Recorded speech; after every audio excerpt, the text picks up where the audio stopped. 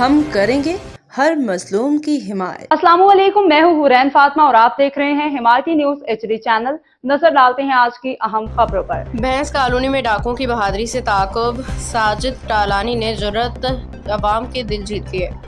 अहले इलाका का सिंध पुलिस से दलेर नौजवान साजिद टालानी को इनाम और एजाज़ देने का मुतालबा। रिपोर्ट रोजनामा हमायती न्यूज़, अहमदीन हमायती की रिपोर्ट।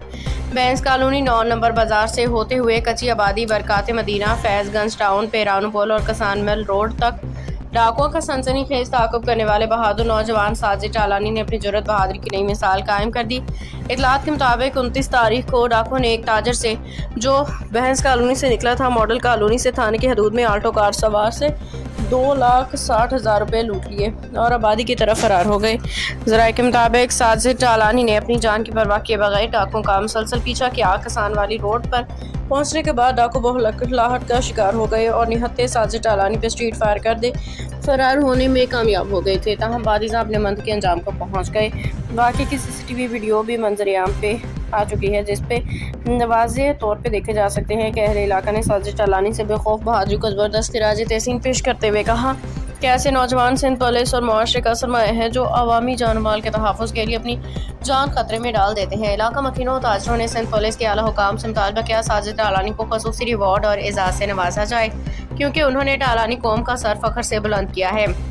शहरियों का कहना है कि सिंध पुलिस को ऐसे नौजवानों की ज़रूरत है जो अवामी फलाह बहबूद और शहरियों के तहफ़्फ़ुज़ के जज्बे के साथ मैदान में रहते हैं। अहले इलाका ने कहा कि साजिद टालानी जैसे बहादुर नौजवान कौम के हकीकी हीरो हैं और उनकी हौसला अफजाई पूरे मुआशरे के लिए मुस्बत पैगाम साबित होगी।